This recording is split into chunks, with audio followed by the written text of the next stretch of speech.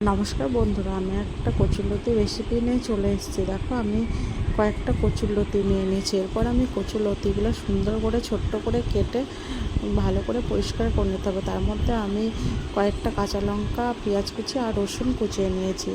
আর সাথে আমি চিংড়ি দিয়ে করব যেহেতু, তাই আমি অল্প একটু চিংড়ি মাছও নিয়ে নিয়েছি। তার চিংড়ি মাছটা প্রথমে আমি লাল করে একটু ভেজে নিতে হবে।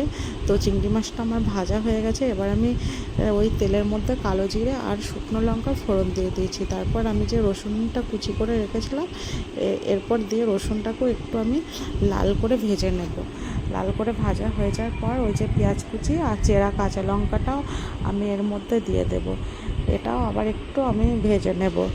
ভেজে নেওয়ার পর দেখো, আমি ওই কচুরলতিটাও দিয়ে দিলাম। কচুরলতিটা দেওয়া হয়ে যাওয়ার পর আবার আমাকে এটাকে ভেজে নিতে হবে ভালো করে, কারণ একটু ভালো করে ভেজে নিলে ভালো হয়, খেতে ভালো লাগে।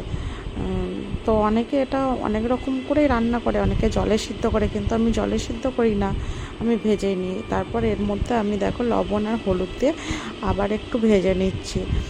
ভেজে দেখো ভাজা ভাজা হয়ে গেছে। আর আমার দেখো কালারটাও একটু অন্যরকম হয়ে গেছে, যেহেতু হলুদ দিয়েছি, কারণ শুধু হলুদ দিয়ে যাবে, হলুদ আর লবণ, এছাড়া আর কোনো মশলা নেই।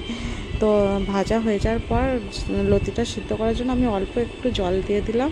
জল দিয়ে আমি কিছুক্ষণের জন্য গ্যাস কমিয়ে আমি সিদ্ধ রেখে দেব।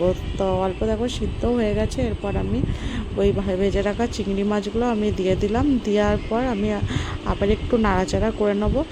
এবার আমার কচুরলতিটা রেডি হয়ে গেছে। এই কচুরলতিটা ভাতের সাথে তো খেতে খুবই ভালো লাগে, এছাড়া রুটি দিয়েও খুব ভালো লাগে খেতে। তো আমার এই কচুরলতির রেসিপিটা যদি ভালো লাগে তো লাইক, শেয়ার, কমেন্ট করবে। আর দেখো কচুরলতিটা কত সুন্দর দেখতে লাগছে। এই কচুরলতি দিয়েই ভাত খাওয়া হয়ে যায়, আর কোনো সবজি বলো মাছ বলো আর কিছু লাগে না। তো ভালো লাগলে অবশ্যই